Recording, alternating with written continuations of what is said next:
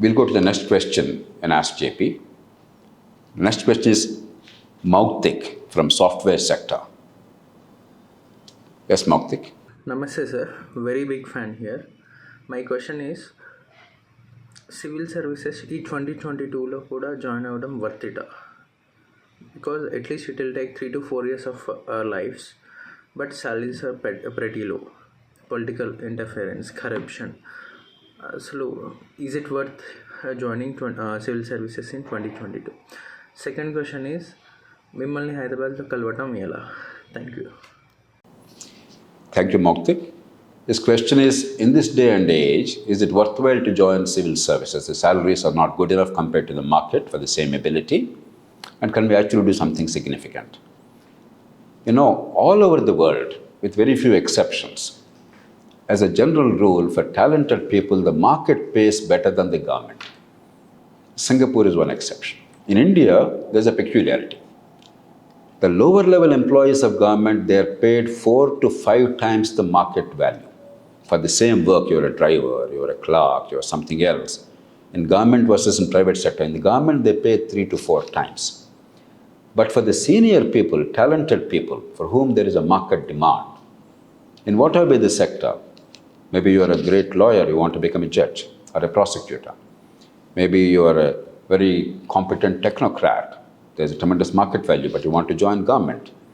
Maybe you're a great entrepreneur. You can lead a whole production machine, but you want to enter politics. Whether you're a politician or a bureaucrat, civil servant at the senior level, or a judge or a prosecutor, the salaries for your talent are commensurately less than what the market pays. But that is true in most of the world.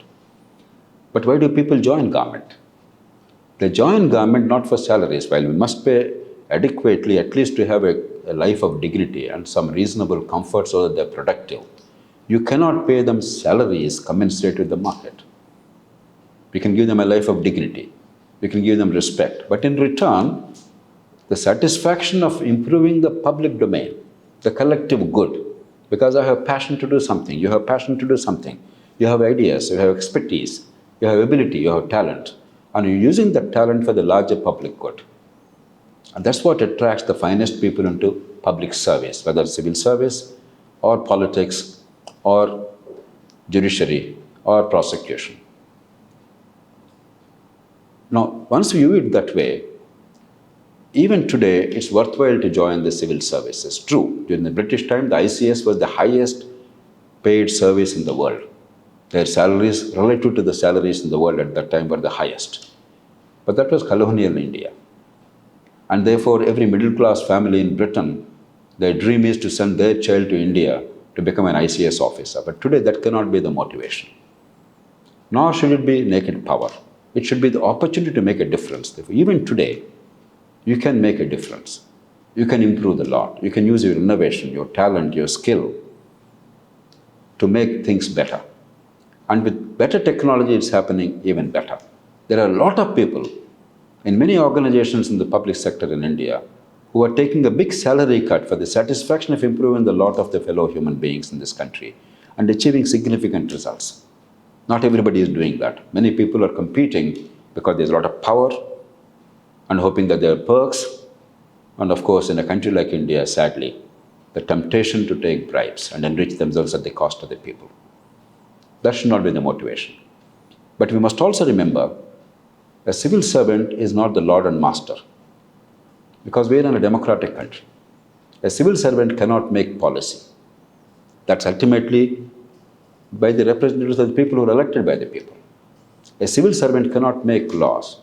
The Constitution and laws are the guide to civil servants. But a civil servant can help shape policy, help make better legislation. And most important of all, design systems and mechanisms to ensure that the laws are enforced fairly, the policies are implemented justly and efficiently.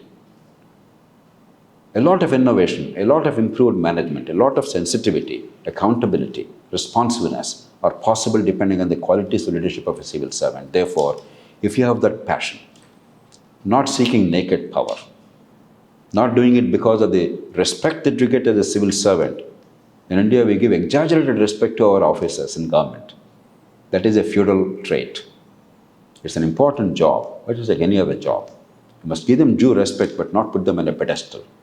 That's not what modern democracies are about. So without those notions of feudalism, if you actually want to make a difference, contribute to collective good, and if you have the talent, and if you have the skills to lead, because there are many interest groups, stakeholders in government and in society, you must carry them all with you. Reconcile conflicting interests, get the best out of the situation, and show the results ultimately, and make lives better. If you have that skill and passion, I think it's worthwhile to join civil services, and we don't have to make it a lifelong choice. Many of us are fighting for a system whereby the brightest Indians, wherever they have talent, skill, and passion, they can join government for a few years whenever they want to, if they are the best in the country, if they can give the best services to the country, best leadership in the country. They must be able to join, and once they feel that they have achieved the task, they must be happily able to go back to their personal lives. In India, we have too rigid a civil service, and there's a monopoly of civil servants for all the key jobs. And there's a lifelong tenure and security, irrespective of the competence and performance. And there's no real competition. That's not right. And there's no expertise, domain expertise. A civil servant once recruited, they believe that you can be a banker today, you can be defense secretary tomorrow, education man day after, healthcare the fourth day, industries the fifth day. It's absurd. This is the age of specialization and domain expertise. So we have to radically change our civil services. So you can join initially and acquire expertise and make a difference. Or you can lend voice to the larger demand for reform so that the finest people can enter parallelly and make a difference and go back, not make it a lifelong thing. It's about transforming rather than acquiring power and retaining power. In many ways, we must make our civil services more efficient, our delivery more effective, more just, more competent. And there is a lot of space for good people of quality in this country. Thank you for your questions. Please offer your comments, your criticism, and raise questions for debate and discussion. And let us spread the message. There's no final truth. We have to keep at it. We have to go by evidence and logic. We have to respond to emerging situations. And we have to understand the global practices and our own past experience. We have to find constructive and creative responses to our challenges. I'm a great believer, and as you believe, that there are rational, practical, acceptable, sensible, affordable solutions to most of our problems.